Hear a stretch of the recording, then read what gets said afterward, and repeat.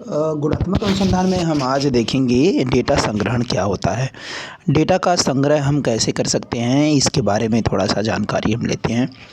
देखिए, डेटा संग्रहण का कार्य बहुत ही इम्पोर्टेंट होता है। अगर हम डेटा संग्रहण करना चाहते हैं तो हमें सबसे पहले डेटा संग्रहण के लिए कोई अलग से दृष्टिकोण अपना सकते हैं। एक दृष्टिकोण होता है जैसे कि बुनियादी सिद्धांत, अभ्यास अपनाएंगे या कि कुछ और अपनाएंगे।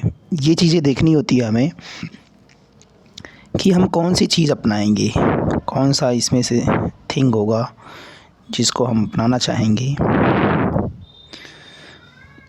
देखिए, आख्यान, कहानी सुनना, शास्त्रीय विज्ञान, ये सारी चीज़ें होती हैं जिनके थ्रू हम डेटा का संग्रहण करते हैं। समूह चर्चा कर लेते हैं, परीक्षण करते हैं, साक्षात्कार के कार्य करते हैं। तो इस तरीके से हम देखते हैं कि डेटा संग्रहण के लिए हमारे पास ढेर सारे बुनियादी सिद्धांत होते हैं। उन बुनियादी सिद्धांतों को अपनाकर हम डेटा का संग्रहण कर सकते हैं। डेटा या डाटा होता क्या है? सूचनाओं को कहते हैं, प्रदत्त भी कहते हैं इन्हीं को। तो सामूहिक चर्चा, विभिन्न पाठों, फील्ड नोट्स इत्यादि की सहायता से हम ये सारी चीज़ें कर सकते हैं। गुणात्मक अनुसंधान परिणामों को व्यवस्थित तथा रिपोर्ट करने के लिए अक्सर डेटा को पैटर्न में प्राथमिक आधार के रूप में वर्गीकृत करता है। यानी गुणात्मक शोधकर्ता आमतौर पर सूचना एकत्रित करने के लिए निम्न पद्धतियों का सहारा लेता है: सहभागी परीक्षण, गैर सहभागी परीक्षण, फील्ड नोट्स इत्यादि का। तो इन सारे चीज़ों को आप देखकर बता सकते हैं कि डेटा संग्रहण के लिए हम कौन कौन से साधन अपनाते हैं। अर्ध संरचित साक्षात्कार, संरचित साक्षात्कार, साक्षात्कार के द्वारा दस्तावेजों और सामग्रियों का विश्लेषण करके भी हम डेटा का संग्रह कर सकते हैं। तो इस तरीके से हमने देखा कि डेटा संग्रहण का कार्य बहुत ही इम्पोर्टेंट भाग है और इसमें सहभागिता और परीक्षण की ज़रूरत होती है।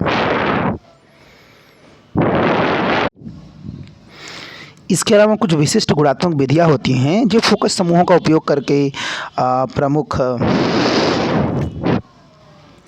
फोकस समूह तकनीकों का उपयोग करके हम शामिल होता है। माध्यम से भी विशिष्ट विषय चयनित व्यक्तियों के द्वारा एक छोटी सी चर्चा का आयोजित करवा के नई पहल के प्रशिक्षण द्वारा भी हम डेटा संग्रहण का कार्य कर सकते हैं। तो गुणात्मक अनुसंधान का एक पारंपरिक और विशेष स्वरूप संज्ञानात्मक परीक्षण या प्रायोगिक परीक्षण भी कहलाता है, ठीक है, जिसका उपयोग मात्रात्मक सर्वेक्षण मदों के विकास के लिए भी किया जाता है।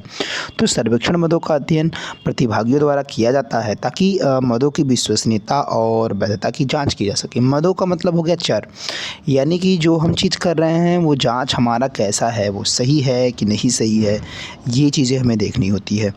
तो शैक्षिक सामाजिक विज्ञान में अक्सर इस्तेमाल किए जाने वाले गुणात्मक अनुसंधान दृष्टिकोणों में निम्नलिखित को शामिल किया जाता है। आप देख सकते हैं, संस्कृतियों की जांच के लिए हम क्या करते हैं, जातीय सुव्यवस्था या लोगों की कार्यप्रणाली भी कहलाती है, यानी कि नृवंशीय विज्ञान के रूप में हम यहाँ पर देख सकते हैं नृवंशीय विज्ञान अनुसंधान, जहाँ पे सिद्धांत की मदद से हम जातीय सुव्यवस्था, लोगों की कार्यप्रणाली, उदाहरण के लिए एक संस्कृति का अध्ययन करना है तो संस्कृति ढांचे की विशेष प्रकार की भूमिका के बारे में समझ हम विकसित करते हैं।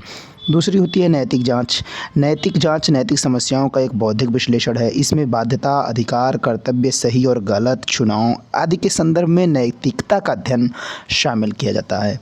तो ये सारी चीज़ें क्या हो जा रही हैं आपकी अनुसंधान की दृष्टिकोण से निम्नलिखित का गुणात्मक अनुसंधान कर सकते हैं। आप देख सकते हैं, मूलभूत अनुसंधान, ऐतिहासिक अनुसंधान, कोई भी अनुसंधान है उसमें हम डेटा संग्रहण के लिए कौन कौन से साधनों को अपनाते हैं, तरीकों को विकसित करते हैं, ये सारी चीज़ें हो जाती हैं।